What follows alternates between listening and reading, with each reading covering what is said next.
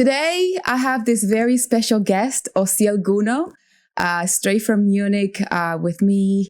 Osiel is a ballet dancer, professional ballet dancer. For how many years do you consider now that you've been professionally dancing? Well, professionally dancing, I would say 13 to 14 years Oh old. my God. But dancing in total, though, like since you started. Dancing in total, I would put 20, 21. My gosh. That would be, yeah. Osiel, when you started dancing, do you expect it to have the career you have right now? Like as a 10-year-old, like what did you, when you started loving dance, in terms of like did anybody explain to you, this is what you're going to get? Because usually people choose careers based on what is going to be like, oh, I want to be an attorney. I want to defend people. You can tell that it's hard. Like you have to defend somebody, or you want to be a doctor. You have to save lives. You're going to, like, you can see it, but ballet, it's such a demanding, and making such a big decision from a really young age, because you have to start really young. You cannot start dancing at 30, Did anybody explain to you that? Not really. People always talk about the good part, Yeah, you're going to do this, you're going to do that, you're going to travel a lot. People always talk about what's nice in it. So at the moment when my mother was the one like throwing me, she was the one. I love that your mom did that. I love your mom already. She took me to the art school in my own town, and actually it wasn't for ballet. I liked the music so much, and then I went there just to try it out as the instrument, like to do some tests and to see if I could get into any. And the director calls out the meeting for the parents, and they said, like, I haven't seen any parents taking their son to dance. Really? And she looked at me, she had a thought, and she said, I haven't seen many black male dancers. And I am not an expert in ballet. I have no idea, but I have seen some on TV, and everything I see without discrimination at all is only white people. Mm-hmm. So maybe if you can get to do something with it out of your comfort zone, out of my own comfort zone as your mother. Yes. So it could be interesting. If you don't like it, in a couple months, we take you out. If you say you can bear it, like, or you cannot take it, all right, I will understand, but give it a try. It might be interesting. So I did. The first year, every time my mother asked me, I didn't want to disappoint her, and every weekend that I came back home, my mom asked me, how was it? I was like, it was great. It wasn't. It was horrible. Like, standing every morning in front of the bar with high white socks and leotards. I'm like, what am I? Like, I cannot just bump into my neighborhood dressing like this. This is ridiculous.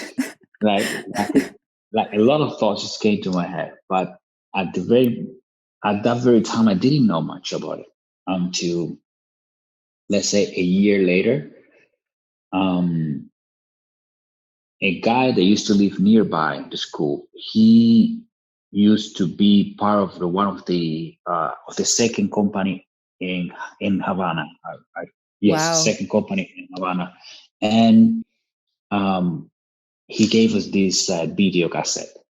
He told us, listen, in here, because I see all dispersed in your head, like you don't really know why you're here. So I'm going to give you this. He used to visit school pretty often. That's why he took the decision of taking the video with him, saying like, maybe this might help you find something. So I'm grateful to this man forever, Like, was he in the arts? Was he a teacher? He just appreciated ballet. Oh, he was a He was a dancer. dancer. Yeah, he was from the second company in Havana. Like, Oh, yes, it's called Prodanza. Prodanza, of course. Yeah, yeah, yeah. Exactly, Oh my exactly. He God. belongs to that company. Oh, At that moment, I was about 10 years old. So, and well, he gave us that video and he said, well, here you have Carlos Acosta, who you have no idea who it is, but you would see him. Jose Carreño, Rolando Sarabia, all your principal Cuban ballet dancers, plus some international figures as well that you have to know. wow. Alongside like Rudolf Nureyev and Mikhail Baryshnikov, Iraq My Muhamedov, like goodness. a bunch of them. So I was like, when I saw that video and I saw for the first time Carlos Acosta, I had the possibility of relating myself to something, to someone, you know, to Yeah, that figure. totally. That obviously I didn't know what that was at the moment, but it was just speaking to me somehow. He spoke to me too, Carlos Acosta. I remember when I first saw him in television dancing ballet, being the first African American dancer representing Cuba. I remember it was in Spain. Yeah. I don't know what it Mm-hmm. was. It was very, What has been Swan Lake probably? yeah, yeah. It If it has. was in Yeah, it Spain, was. I think, Oh my God, yeah, it was it has been Swan Lake. unbelievable. He Yeah, was. He took on that stage and he was that prince. He yeah, was yeah, that.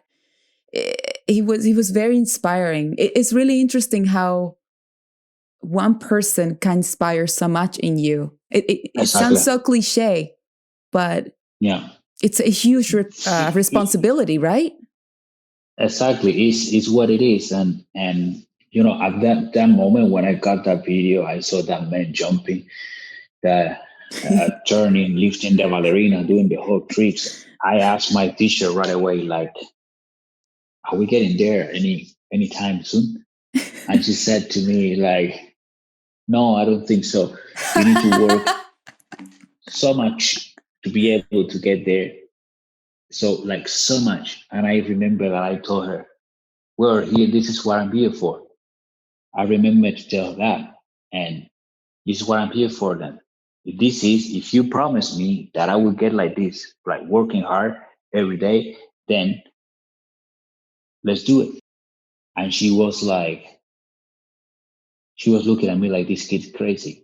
Yeah, usually the crazy ones are the ones that make it. This is, I think, for me, that's the only reasonable way of living in the world, like the one we live in. Like you have to have a little bit of your own, you know, your own goings. Craziness. Otherwise, yes, otherwise it doesn't happen.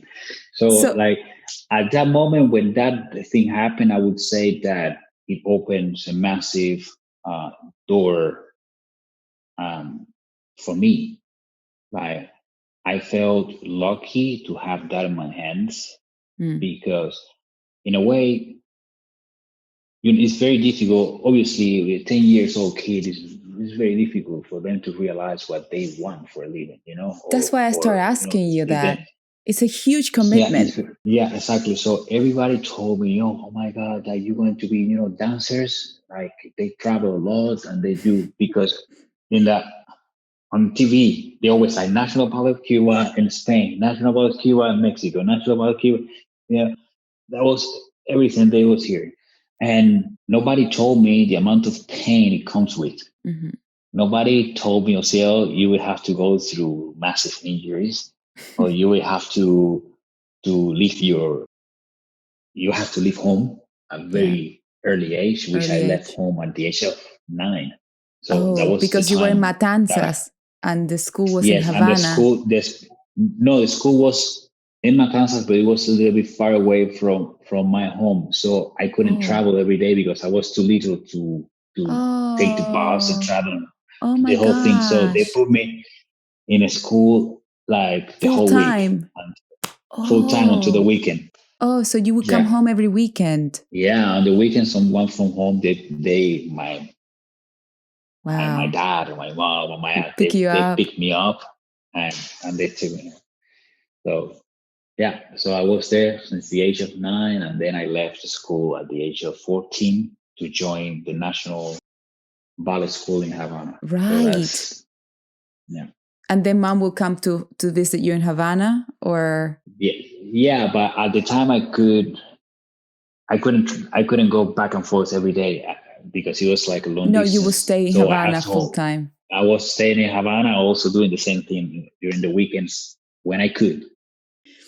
I was talking to a good friend of mine, and he told me, he said, Danay, when you make decisions like this, you need to ask yourself, why are you doing it? Because once you answer yourself that question, it will help you go through the hard times. Like when the times are hard, you have to go back to why do you start this in the first place? Because for sure it's gonna get hard. It's like injuries. Like injuries. It's like your body broke. Like you have to heal. That's a hard time for a dancer. Pandemic. Indeed. Pandemic. It's how to keep, and dancing is like it's like a pianist. A pianist has an instrument. Without the instrument, the pianist cannot play music, right? The dancer and the actor's instrument is your body, is your voice. If your instrument is not in tune, you cannot perform. It's like we have our bodies is our own instrument, so we can't escape it. We can't escape it. Exactly. I would say through hard times, like for example, the one we're going through now. Yeah. My grandfather used to say something in Spanish, like, Osiel, lo más importante en la vida es para ti, personalmente, es el día que tú naces y el día que te das cuenta para qué. Oh. So the most important days in your life are the days that you were born and the day you realize what for. What's your meaning in life? Like, what's your why you're purpose? Here. Exactly. So I don't know. I believe that ballet's been taking me to places that I don't know, that emotionally I never thought I would be in. So it made me like realize things within myself that I didn't know. To take layers of my own personality that I didn't. Yeah. I have no idea I had. So also, you could see people's reaction when they see you dancing for us. For example, I'm very extremely critical with myself. And today, like even to now, I would say that I see a video and instead of enjoying what I have accomplished, I'm seeing the mistakes, I'm criticizing, I'm seeing the way how to make it better for next time. And this is also sometimes a little bit like a bit of a masochist, but I don't know. That's what it is with me. Is that something that's been in you since you were little? Is that what you think that has gotten you where you are? You're just very picky with your work? At some point, especially when I got into National Ballet School, that I saw many other kids like with amazing talent and very good teachers as well, like getting like this on me. Like, no, not this, no that, not this, not that. Something that obviously I was a little bit of a forward boy, that one of those that I want to jump, I want to turn, I want to do things. And in a school in my hometown, I think that was exciting for our teachers over there. Obviously, they saw the mistakes, but they weren't so like picky with me because they were like, okay, this is a moment for you to realize what you have, and then somewhere else it's going to be sharpened. They will shape you. So so when I got to Havana, I started realizing like the bunch of stuff that I had, like a bunch of stuff that I had to learn. I was like, I'm not even halfway. Yeah. Like I'm not even halfway, and that's exciting for me. Yes. Yeah, that was so good for me. And then it's the moment when I became obsessive about trying to Details. find out the details. I'm trying to do this. I'm trying to. I know this food is like this. No, again like this. Food like this. Working extra hours and trying to come with a result in the next day, and every day was the same and the same. Trying to overcome myself, and I don't know. Right now, let's put it like this: 15 years later, I find myself in the studio today. Let's say today, working on the same things. With obviously with a different mentality, but Yes. never leaving the first things behind. It's like you have to always go back to basis. Always. And for me, this is a very good time for that we don't have as many performances. Like when you are performing too much, you tend You're on a roll, to not pay right? attention. It's like in a row. You tend to not pay attention to the little To what things. You really go to the made big you. picture. To what really Exactly. made you. So I indeed. feel, we had a conversation once, and you mentioned something really smart that I been saying this a while, and when you sit down and you have a piece of, what's your favorite meal? Like steak or, Well, let's put a steak like Cuban okay. with onions and So let's say it's a piece of steak, right? The yeah, that's right. steak let's say that is cooked, perfect steak. But what Uh-huh. makes the experience of the steak delicious, interesting, it's not just the steak, it's the rice, the beans, the onions, the garlic, the perfect amount of things, the glass of wine if you want it. It's the experience. Exactly. Those are like the little things, the tostones.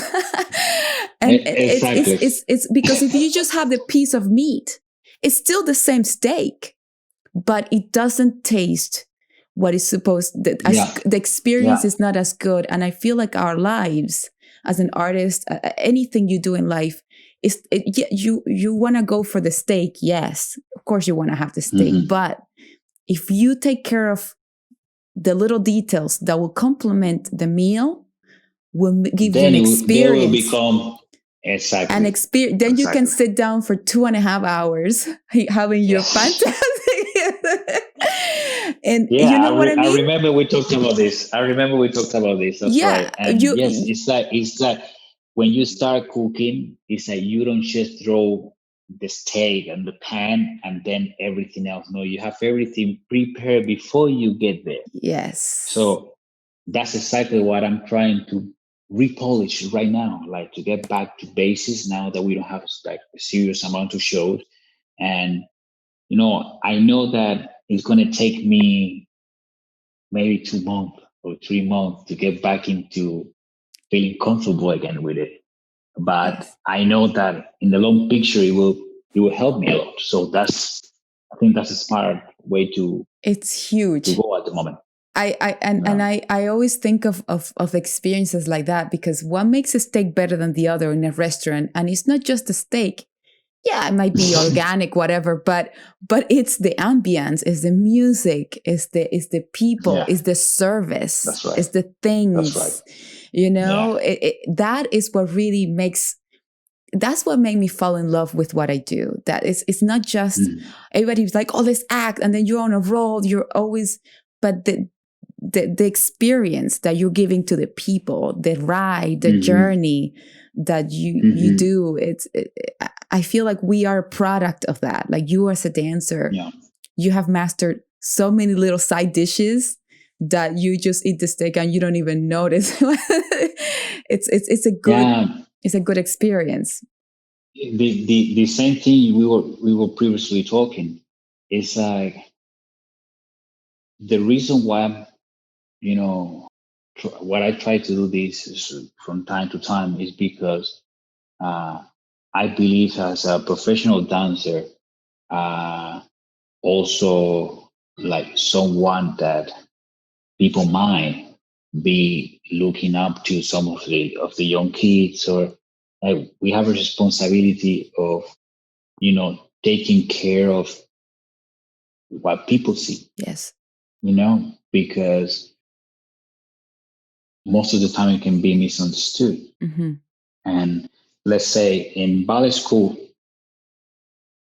they teach you, and this is something a little bit polemic. Like it might happen also with actors, but I'll you tell you. might feel related to this. And for example, in ballet school, they teach you like the positions as they are.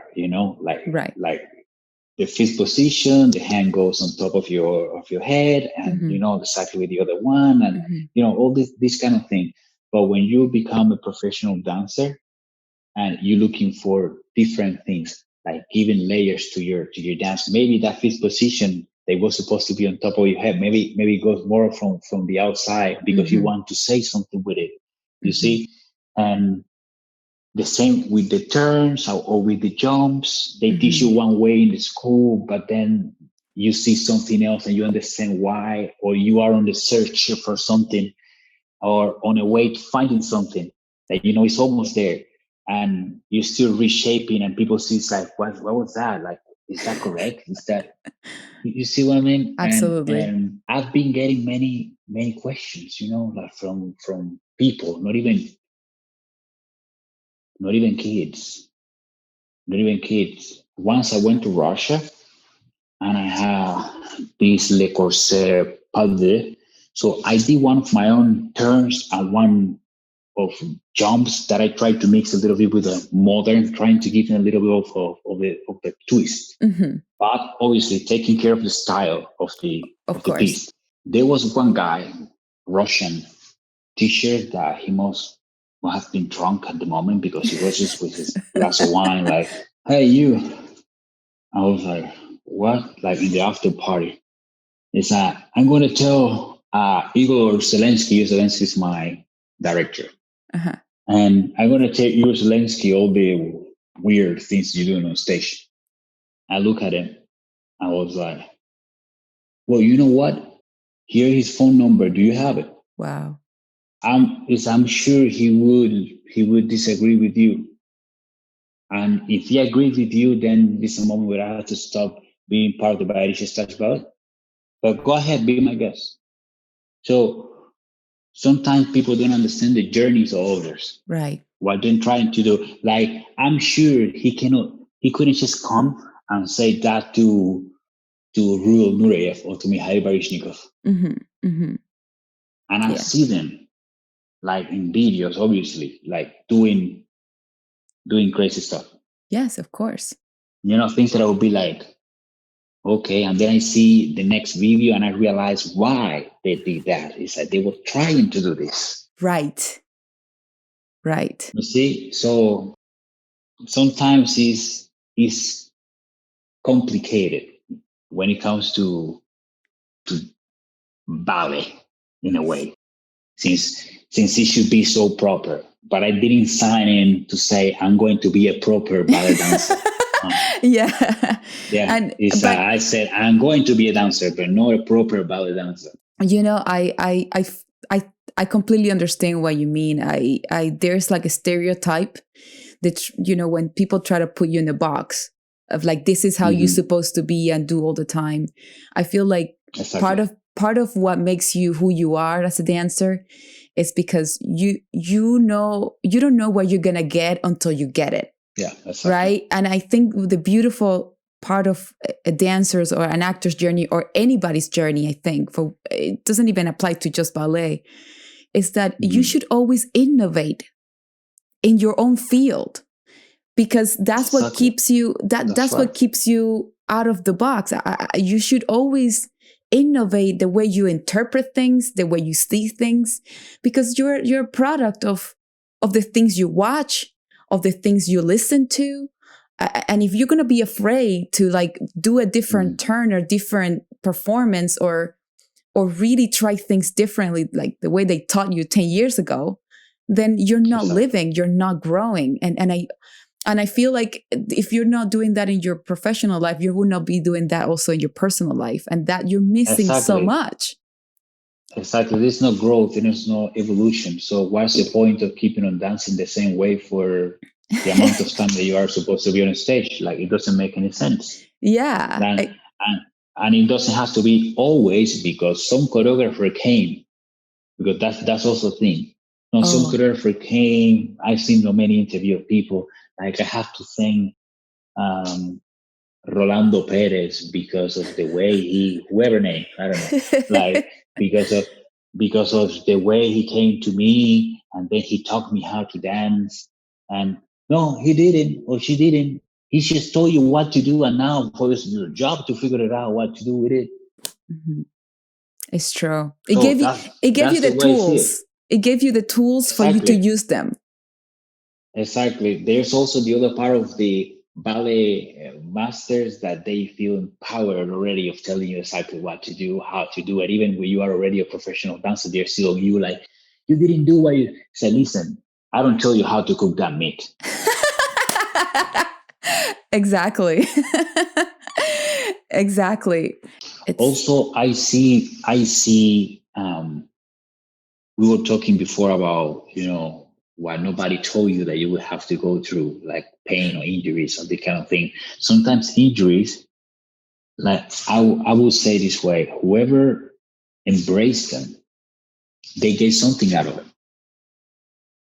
Like whoever embraced their injuries, for example, in my own opinion, my own case, I would say I have problems with my shins. Mhm. Ballet dancers, somebody have problems like with the shoulders throughout the whole career. Some other Yeah. people have problems with the neck or with the back, or so it's how it goes for people. So with me, it's been the shin, like the shin bone. Yeah. So I had a fracture in one of them, and it's been like painful. But I remember always trying to heal while I'm still dancing, but without seeing the possibility of getting something out of it. Like Oh, keeping on dancing the same way without maybe realizing like this is maybe what might be hurting you, got it. and stop doing that. So there was like some shows, let's put it this way, last season Mhm. in Japan, and also Hong Kong. I was still sort of healing from the Injury. shin splints, and I remember a few years ago trying to challenge myself, like, and I explain you something with this kind of injuries, like to jump is very hard. Like it becomes like complicated because you feel like something is just pulling you down, Oh, and wow. every time you jump there's a sharp pain through the bone. Wow. So it is hard.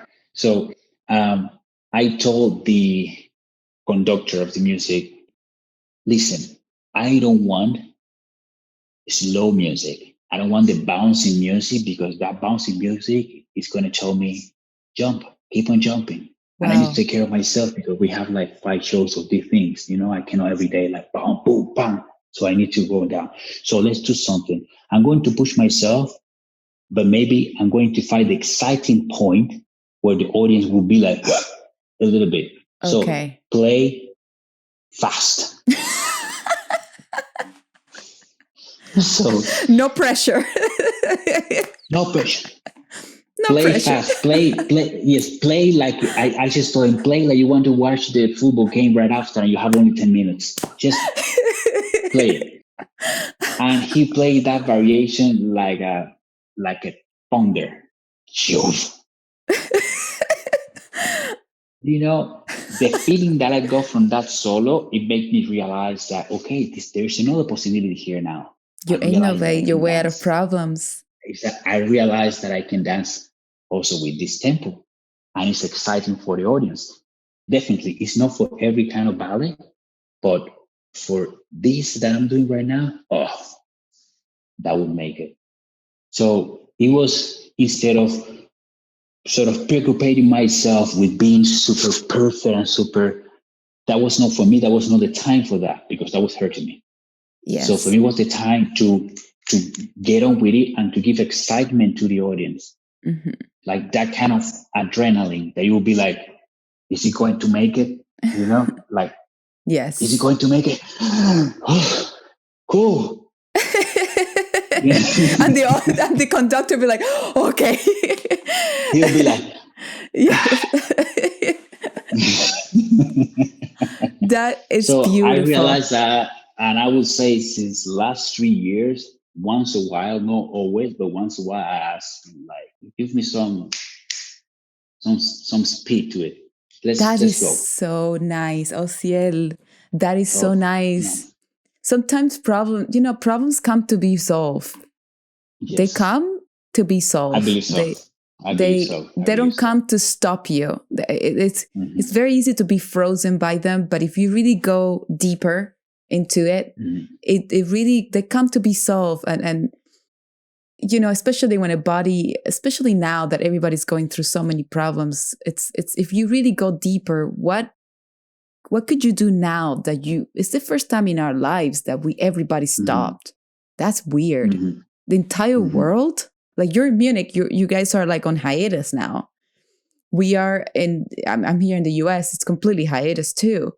So it's Hmm. it's it's the first time that I was able to even, and that's how this podcast was born, is because it's all about collecting and growing seeds. It's like, while I'm here at home, I want to collect seeds from people that I feel that have a beautiful garden in their lives, that is their lives.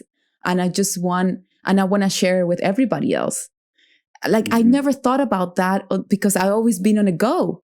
So, but if you're Yeah. like, okay, I'm not acting, I can't do this. My job depends on a lot of people, right? There's no social distancing when it comes to my job. Neither yours. There's zero social distancing. That doesn't So exist. zero. So but what can we do with this? How can we grow? Maybe we cannot grow physically, like you cannot perform, but we can grow mentally. And Yes. I For example, I would say in this very time, which is as you already said, it is new for all of us. We've never been stopped like this. I remember being stopped because of an injury, but I knew that in 4 months or 6 months I would be already back. That it was up to me, you know. Mhm, mhm. And um, right now, what I had to do with it was just trying to create something for for the future that mostly I have no time for, Yes. you know. So most of the day, the whole world is just in a swivel. It's like this, never stops. And I don't know. I felt that there was a time for me to reflect, Mhm. to look clearly to the future, and to realize, okay, I'm 30, or I'm about to turn 30, and I need to have something on the way as well to offer to new Yes. generations, and to, To like yourself too. exactly, a legacy as well. So I call up my very good friend of mine, Javier Torres. He used to be one of the principal Cuban dancers as well. And I call him, I said, Javi, we have to create something. And I just told him what I felt. And I think by the month of May, we created our production, our own production company, which is very exciting for us. So we always like thinking of new things, and obviously we knew that it would take us at least a year or so until this whole thing is over, and people with previous plans catch up with their performances, or with the movies, or with everything that they were supposed to be, even sports, and then we'll have something already prepared to be Yes. to be out there. And for me, that's it's something that keeps me like thinking, and Creating. and creating, also very busy with finding possibilities and finding new things. And I mean, it's just fun. I have to say, it's fun. I'm so glad that no glad that we got into this situation, but glad that at least I had the time to Yes. to create something for us. I agree. What has been some of the things that you when you turn 80, you'll be like, I would never forget this. I'm sure from here to from 30 to 40, you're going to have 17 more things that change you. But for now, Well, like until now. until now, I would say the moment that first of all, I have to say, I used to be very shy. Let's say when I was in school, like very, very shy. And I have friends, but I wasn't one of the loud guys. I was just always like trying to working, but keeping myself in, Yeah. and so for me, I never had the problem at that time or of stepping forward because something was not right or speaking, Oh. going out there and saying, hey, this is not right, and speaking up. Kind of like what So you I did with would, this guy that was saying this about the director. Kind of yeah, like saying, hey, well, standing up yeah, for yourself, right?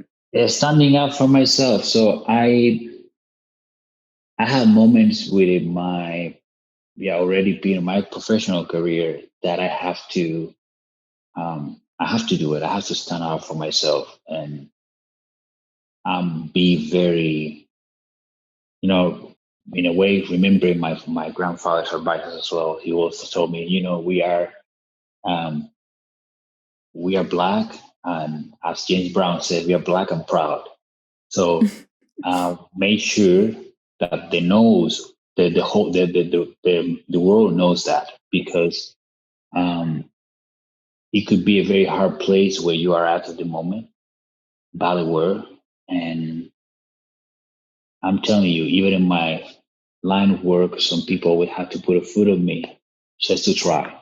Mm-hmm. So the moment they do it once and you allow them, they will do it again and again.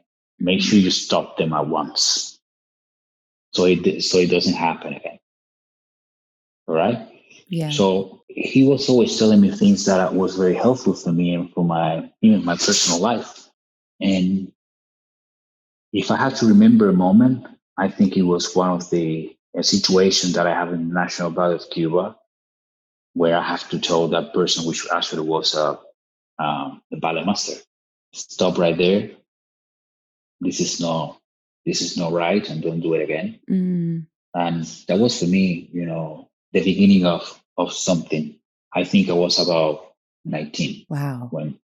When that happened, and that person must have been 50 something. Mm-hmm. So I remember clear. This is something that the kind of things that you never forget. You see. Yes. And I remember telling him, you could be my father, so I do respect dearly my father, and I would never raise my voice to him. You know why? Because he never done it to me. Mm-hmm. So I will respect you if you respect me back. Mm-hmm. You are an employee of this company, so am I. We are here in the same team. You're not bigger than me, I'm not bigger than you. All right? Mm-hmm. And that was it. That was the end of it. He was he wants to actually one of those persons. I don't know. Maybe in America you call it bully. No. Yes, a bully. Yeah, totally. A total bully. Then later on, he happens to be one of the people that I work with the most on my time in National Ballet of Cuba, and I had great memories working with that person after that happened. Wow. He actually became one of the people that technically have been pushing me the most and getting the most out of me, for example. And that's incredible. I'm grateful to him, but I had to do that to him so he would understand at once. So, but yeah, I think that would be one of the moments, because right after it happens to me in Norway a couple times, or maybe 3 times, that I have to do the same with people coming from abroad, coming in, and being a little bit confused. And sometimes you have to put people to their places, like this.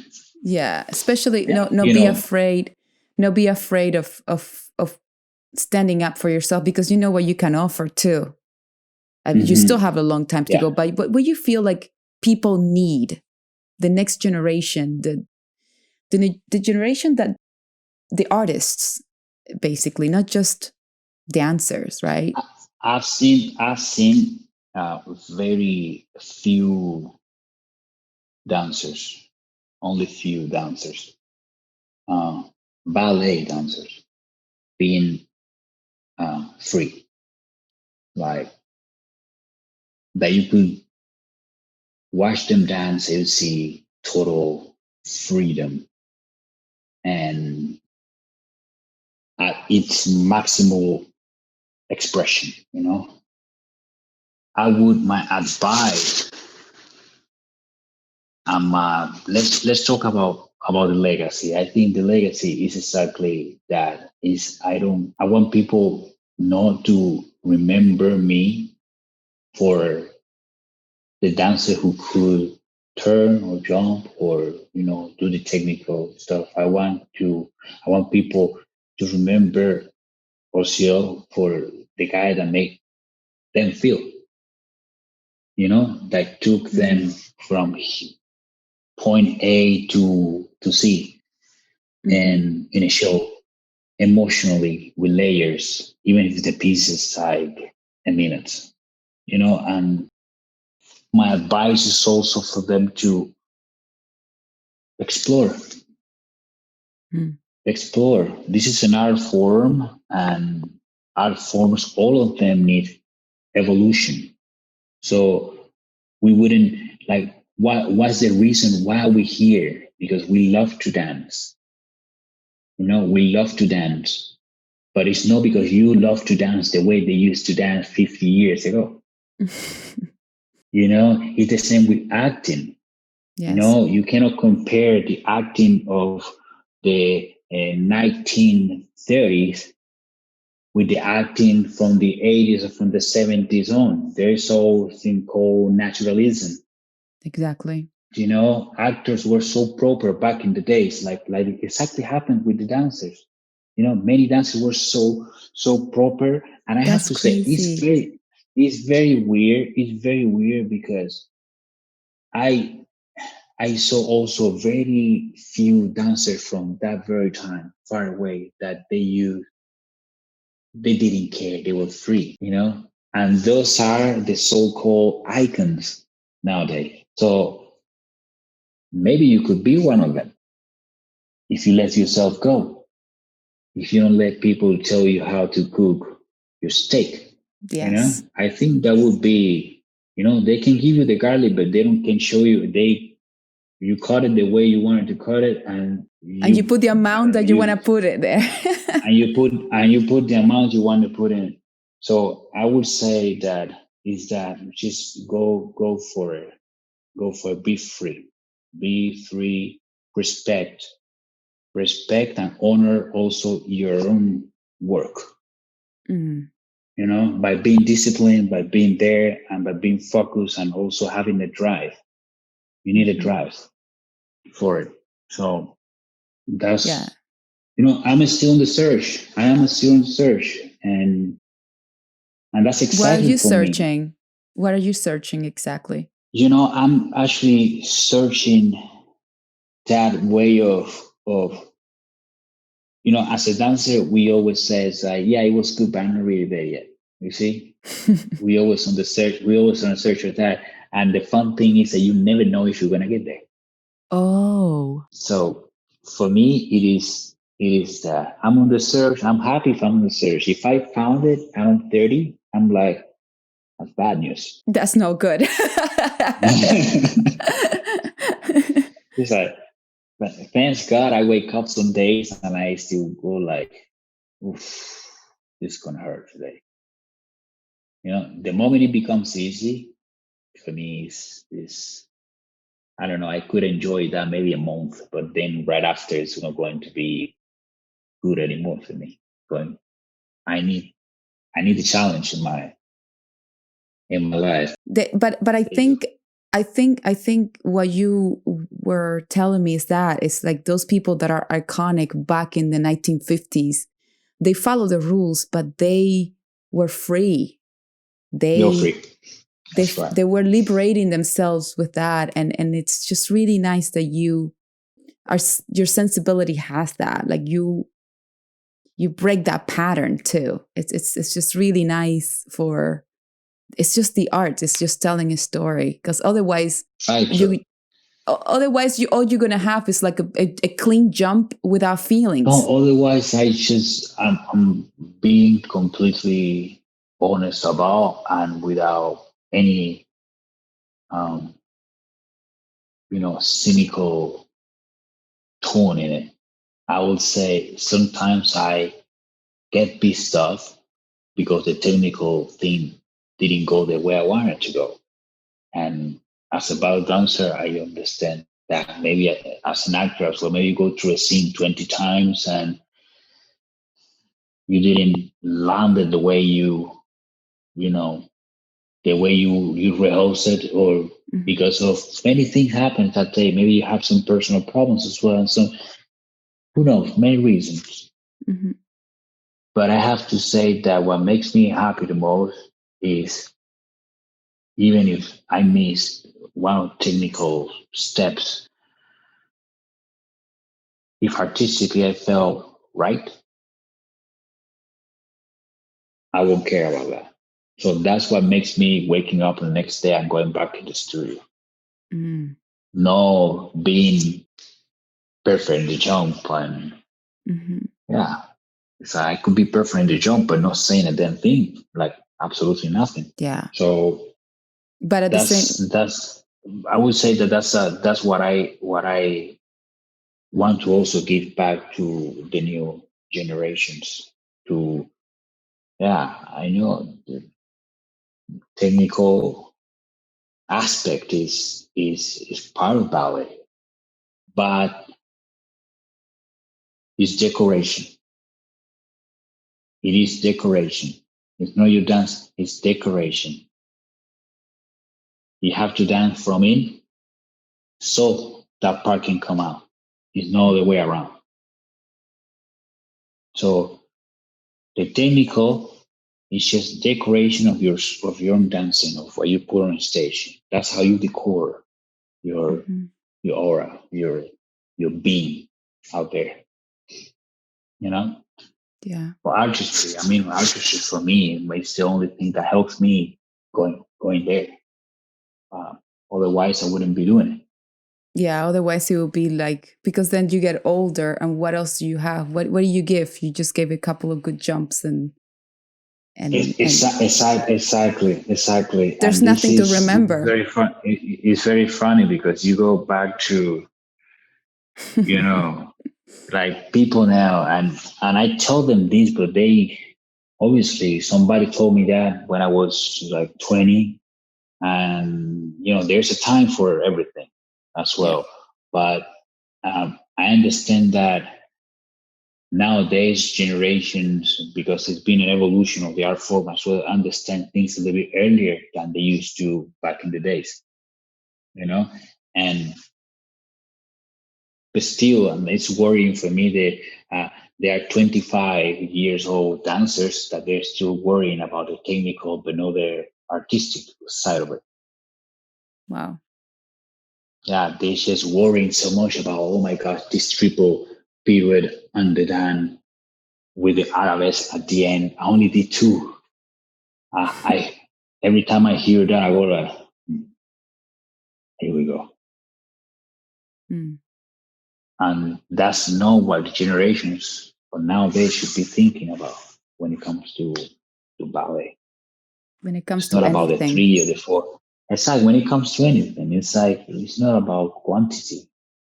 Might sound cliche, but it's not about quantity. It's about quality. It's about what you can do with it. You won't jump the same when you are 22 than when you are 34. You won't jump the same. You might not be turning the same.